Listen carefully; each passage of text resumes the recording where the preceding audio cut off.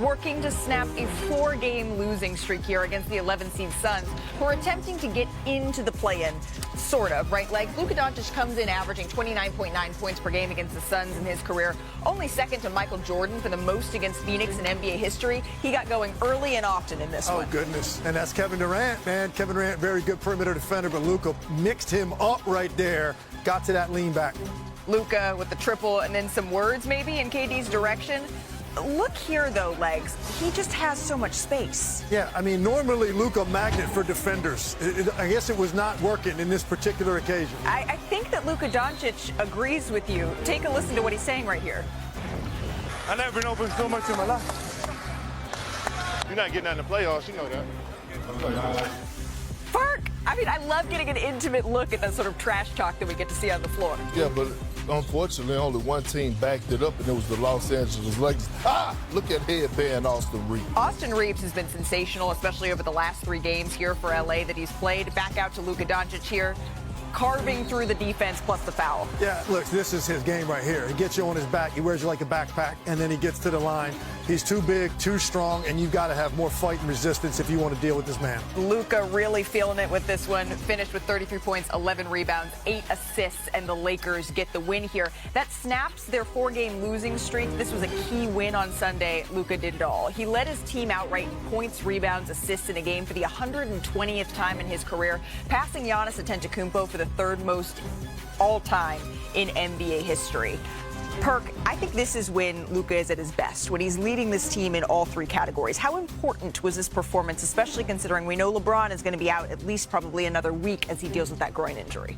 Well, listen, right now, the AC on, the ceiling fan is blowing, and Luka feet are rubbing together right now. What a picture. Listen, he's comfortable.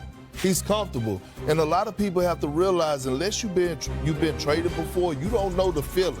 And now we're starting to see him embrace being a Los Angeles Lakers. He's finally getting his legs up under him. You see he's finally moving and getting back to the Luka that we know, rebounding at a high level, dropping downs at a high level. Hell, he's been averaging 30-plus over his last few games. And so this is the Luka that everyone has grown to love, and now he got his swag back. You see him, he's interacting with the fans, and now it's looking dark for the rest of the league. Well, first I want to say the image of him rubbing his feet together. Visceral. Well, I'm just going to say this, and you will agree with me on this. There's nothing uglier on earth than NBA players' feet. Oh my Okay, God. there's a reason NBA players wear socks on the beach. They wear socks on the beach. I'm just telling you right now.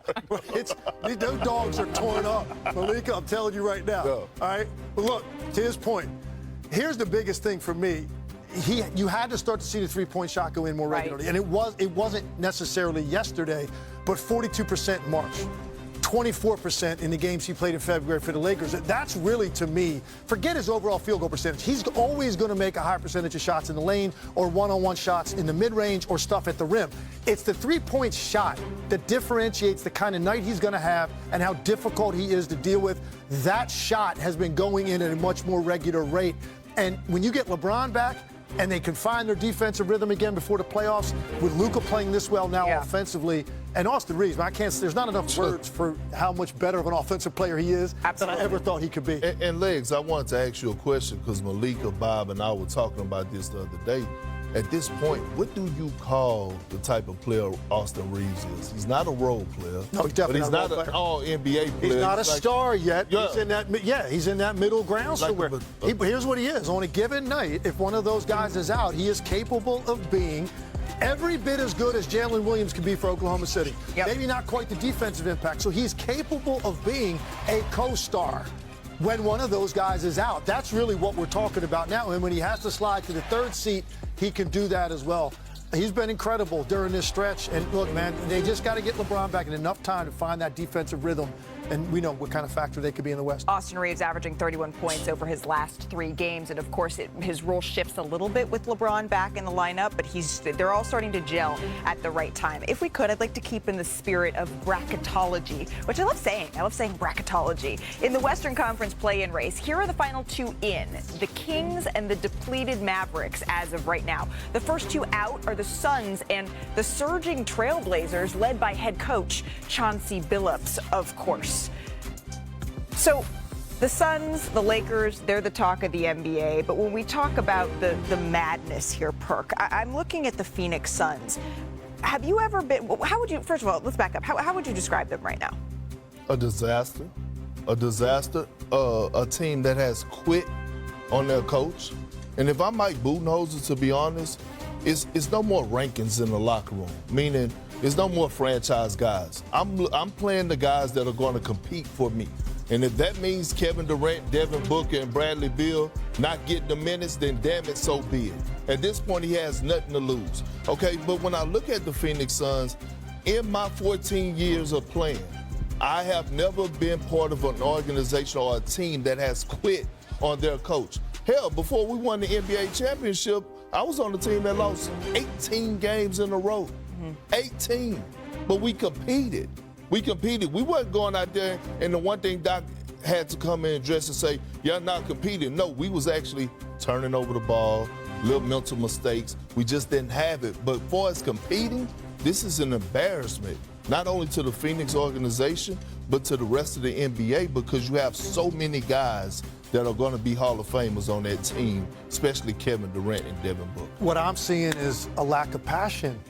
And that's what it oozes through them. I've called games, I've sat there courtside and felt it. I've watched them on TV and felt it. Certainly felt it in this game. Yeah. Here's the difference between them and other teams that we will use the word disappointment about. All of those teams, and we could throw that word out, is because of injuries. Sure. Sixers, for example. These guys, Sixers, Dallas, New Orleans, these guys are healthy. And they're playing like this. And here's the analogy I'm going to use. Imagine if you're walking down the street and you're trying to catch up to somebody, and that person is walking backwards, and you still can't catch them. Right. That's what we're talking about with the Dallas Mavericks and the Phoenix Suns. Yeah. The Dallas' season is over.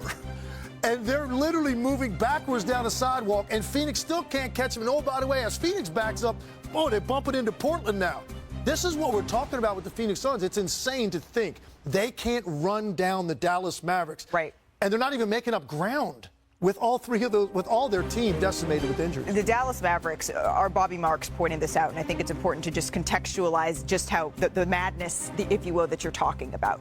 On the 24th, the Dallas Mavericks are going to be at risk, according to Bobby, of having to forfeit games because they don't have enough healthy players available here. Because that's the first game that the league has come out and said to the Dallas Mavericks that they're not going to grant an exception, Bobby Marks says. So they're two-way players, Kessler Edwards, not available to play starting on that 24th game. And still the Phoenix Suns are struggling to catch up. So that's going to be a key date that all of us are watching here to see what the Dallas Mavericks do and if they're going to be forced into a position where they're needing to dress unhealthy players just to be able to meet that minimum. Of course, we're talking about the Lakers. Of course, we're talking about the Suns, but this is the actual... To go to college. So I had to come up with Big Perk's bracket, okay? My bracket, Big Perk's big bracket.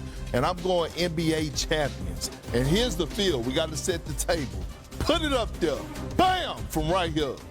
The 96 Bulls. The 96 Bulls. They're in the field. Damn it, we're talking about Scottie Pippen and Jordan. We're talking about guys doing it at a high level. We're talking about one of the greatest of all time, the best duo of all time, Scottie and Jordan. They won 6 of them, so I picked that one. Next, 2017 Warriors. Bam! Put it up there. Malik, I know you smiling. I know you smiling. Yes, it was a fun team. Listen, yes, they added Kevin Durant with the light-skinned brother with the green eyes to go on and win that NBA championship, taking down LeBron James. When you talk about championship teams, they're one of the best to ever do it. Coming in, number 3 on the list. Bam! Put it up there. The 2001 Lakers. Kobe and Shaq. Damn it. Jelly Bean and Shaquille O'Neal, the Big Diesel. Do you remember that, Legs? Oh, you remember how dominant they were? How could you forget? You remember the conversations that was being had? Who's the Finals MVP? That's how special they were. Coming in at number 4. Bam! Put it up there. The 2013 Miami Heat. LeBron James.